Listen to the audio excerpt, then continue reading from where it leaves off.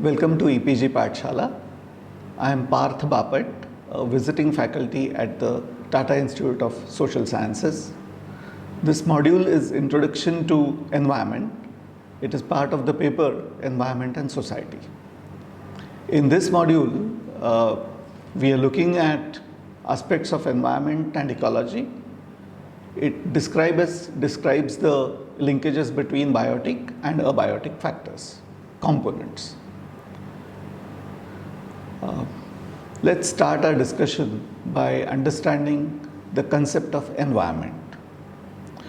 What does this term environment really mean? A dictionary generally gives the meaning of this word as the complete range of external conditions in which an organism lives. So, the environment of any given organism would obviously include the air, water, light, and other such physical factors that are present around it. It would also have to include all the other organisms, from bacteria to plants to animals, which are present around that organism. But what if that given organism happens to be a human? Then our understanding of the term environment has to be expanded a little more. As per current understanding, for a human who's living in a human society, environment includes not only the physical and biological factors around that human being, but also the social, cultural, political, and economic frameworks in which that human organism lives. So, in the times that we live in, this is how the term environment is broadly understood. Now, let us go back to our dictionary meaning of environment and check out an interesting aspect of the definition. If environment is defined as the conditions in which an organism lives, it means that the meaning of the term is not common to all organisms. Rather, it is organism specific. That is, each organism's environment is unique to that organism. So, a sparrow in its nest in the eaves of a house and a rat in its burrow in the floor of that same house are in two different environments. Similarly, the environment of a quail perched on the branch of a tree and that of a barbet occupying a hole in that same branch would also be different. The environment of a person in Mumbai is a little different from that of a person in Thane, considerably different from that of a person in Pune, and vastly different from that of a person in Delhi. But on the other hand, even if you and I are sitting in the very same room on the very same sofa, our environments are technically different because my environment would include you while yours would include me.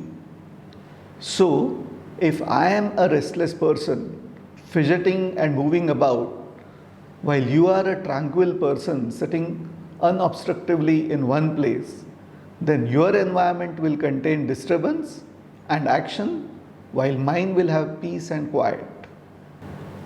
The environment of an organism is constantly changing, however small or big that change may be.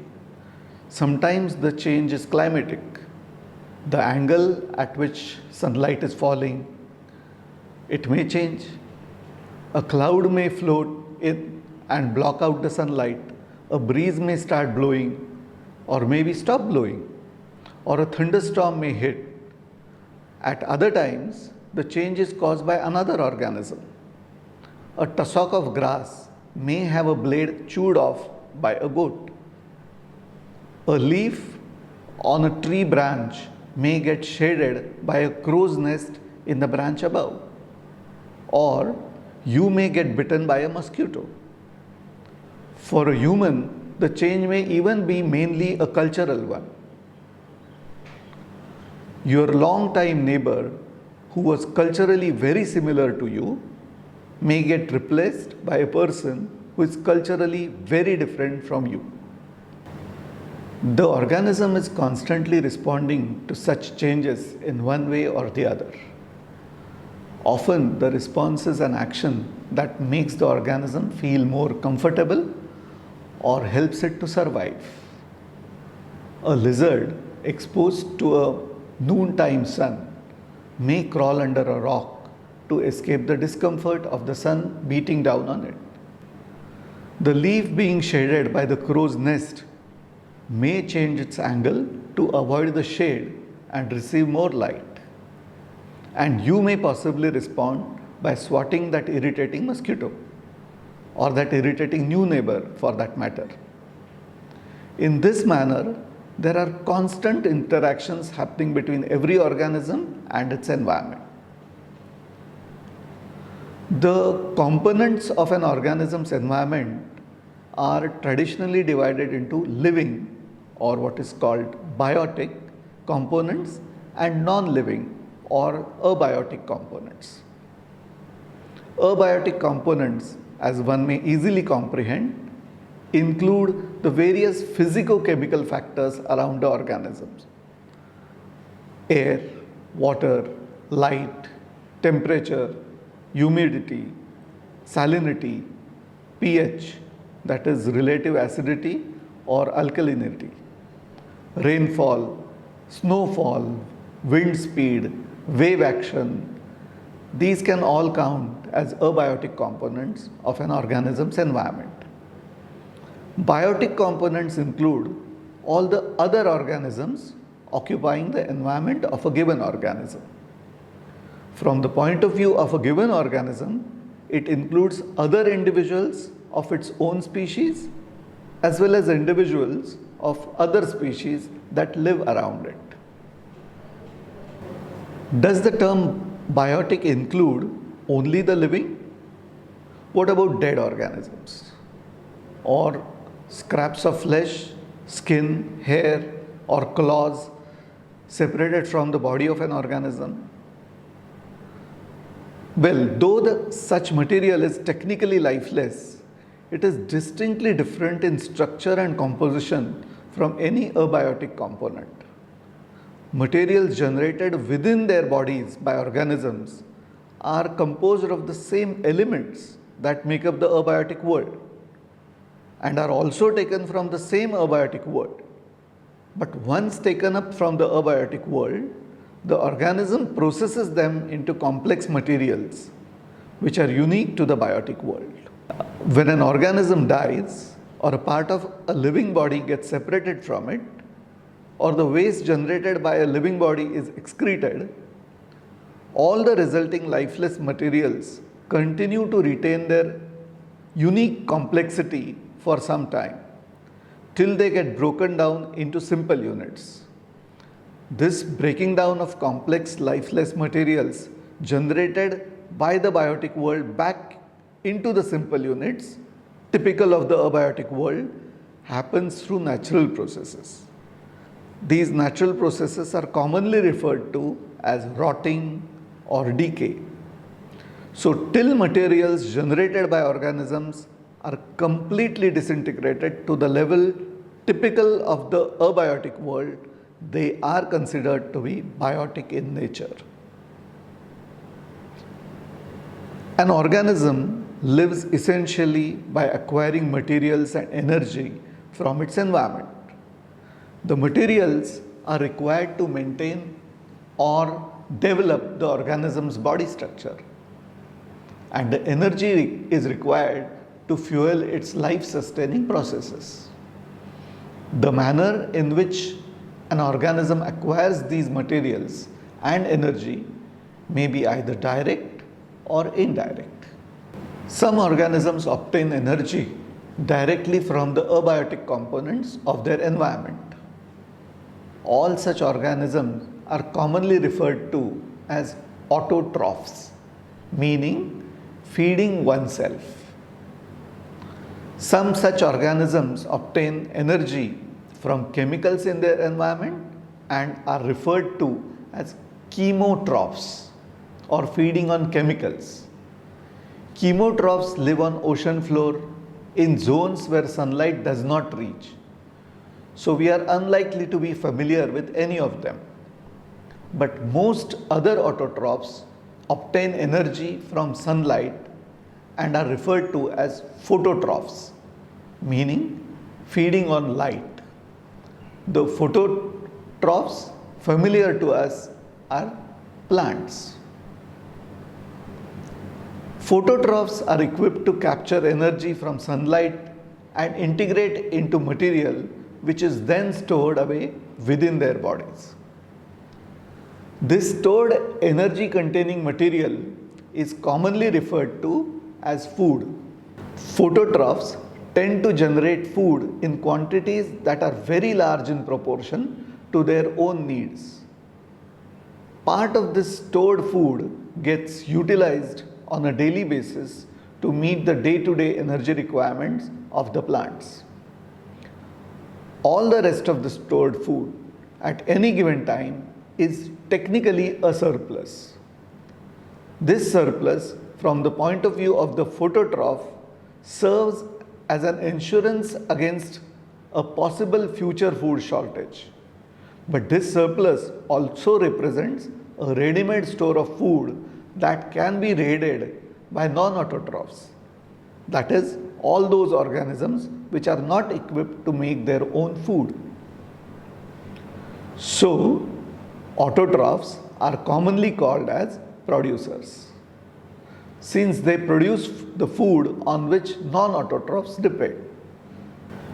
Non-autotrophs, that is, organisms not equipped to make their own food, are referred to as heterotrophs, meaning feeding on others.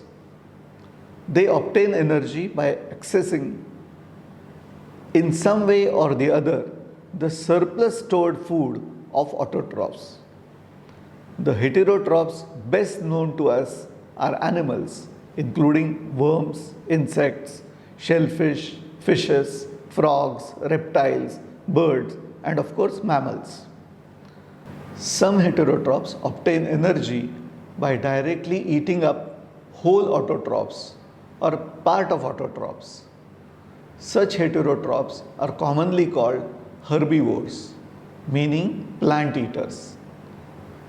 Part of the energy the herbivores have thus grabbed from the autotrophs gets utilized to meet their own day-to-day energy requirements. The rest is stored away in their bodies. This stored surplus, from the point of view of the herbivores, is an insurance against a possible future food shortage. This again represents a ready-made store of food available to any other heterotroph which is willing to eat it. Herbivores familiar to us include grasshoppers, leaf-eating ants, fruit bats, and hares. The heterotrophs, which obtain energy by eating up herbivores, are commonly called carnivores, meaning flesh eaters. They too use as much energy as is required for their life processes and store away the rest. This stored surplus may get utilized by higher levels of carnivores, which feed upon other carnivores. The highest level of carnivore, which is not normally eaten by any other carnivore, such as eagles or tigers, is commonly referred to as an apex carnivore or apex predator. Other carnivores familiar to us include sharks, frogs, lizards, swallows, and foxes. There is another very distinctly different way in which some heterotrophs feed. They meet their energy requirements by accessing the stored energy lying locked up in either the waste excreted by other organisms or any scraps of once living material now separated from the bodies of organisms, or the actual dead bodies of organisms. All such material is technically called detritus. So such organisms are commonly referred to as detritivores. meaning detritus eaters. They are also referred to as saprotrophs, meaning feeding upon dead material. The saprotrophs best known to us are bacteria and fungi. But wait a minute, you will say, aren't the mushrooms which we eat supposed to be fungi too?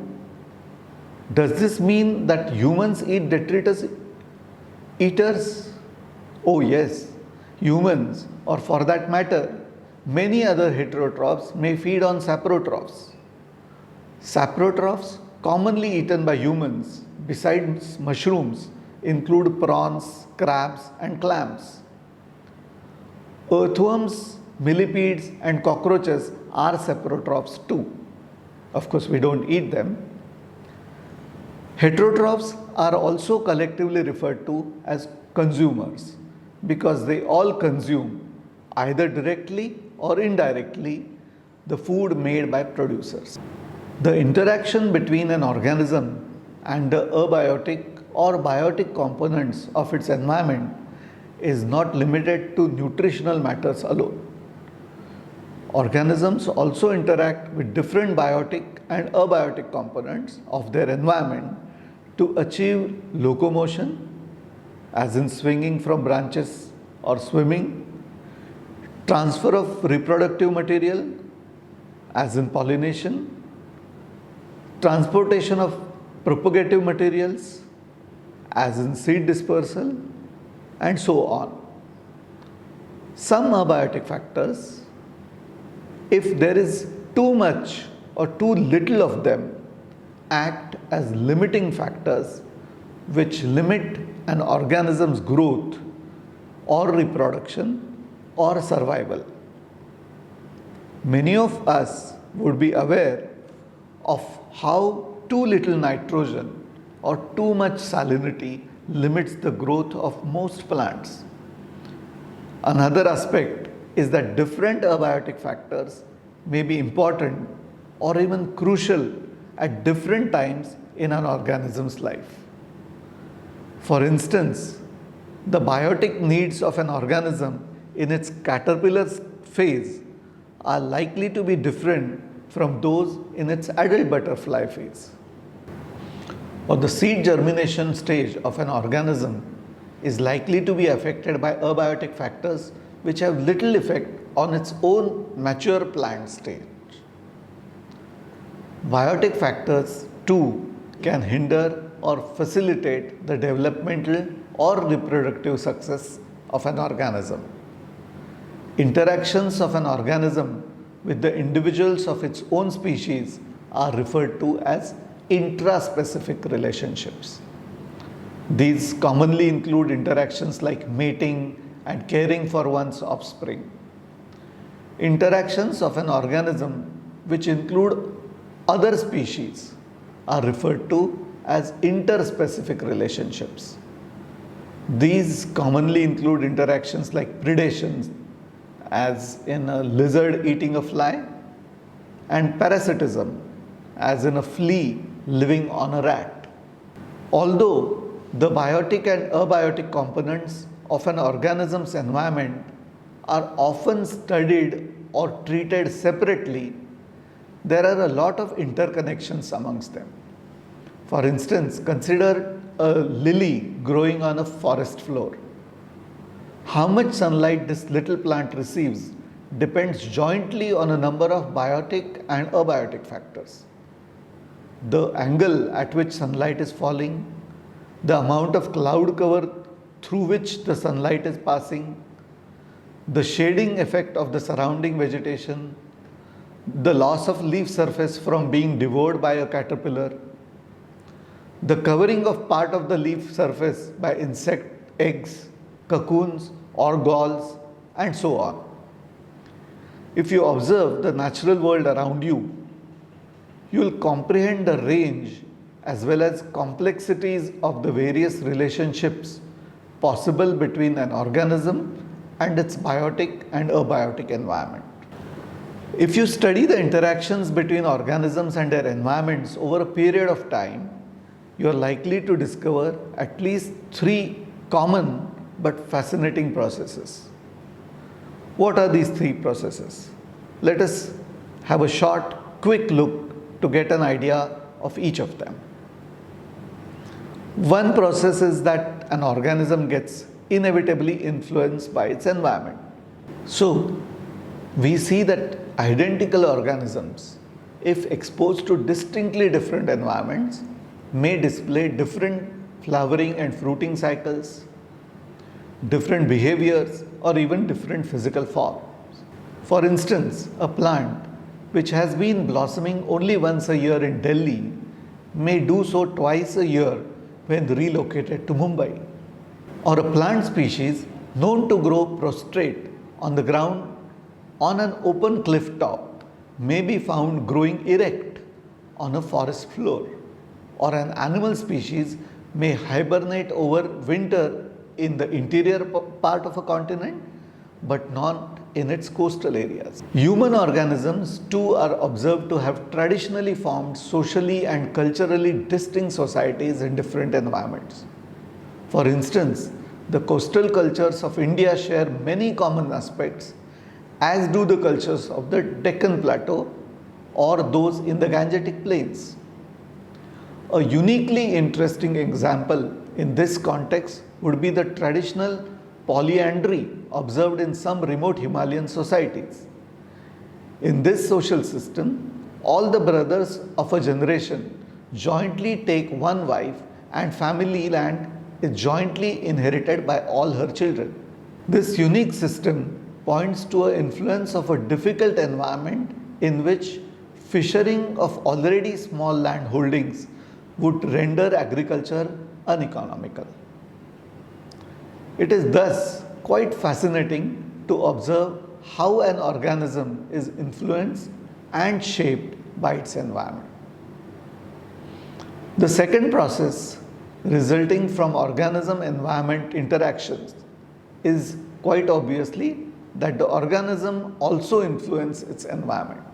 Probably this process is nowhere as strongly obvious as it is in the interactions of human organisms with their environments, in which we find that entire landscapes and seascapes are altered by humans in attempts to make their environments physically more comfortable. Widely discussed and debated global issues, from introduction of genetically modified organisms into the environment to human-induced climate change, are just more examples of the levels and extents to which human organisms can influence their environments.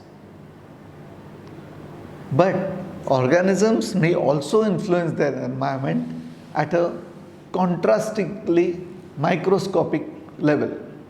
For instance, consider a small herb growing on or near a rock. The roots of the herb find their way into rock cracks, widening them ever so slightly. Then minuscule amounts of plant debris accumulates in the cracks and starts to rot.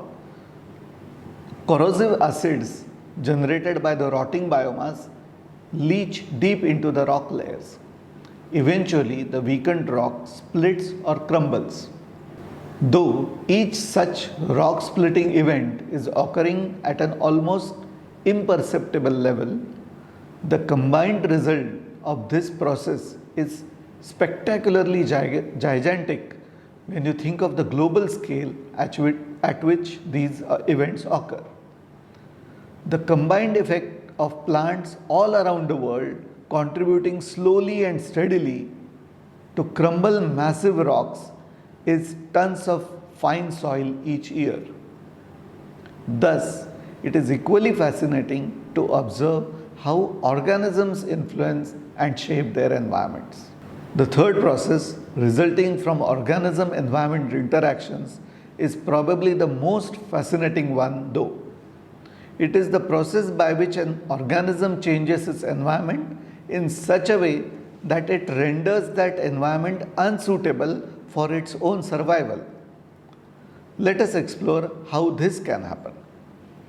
Consider a patch of soil which contains too little nitrogen for most plants to grow well and therefore is nearly bare.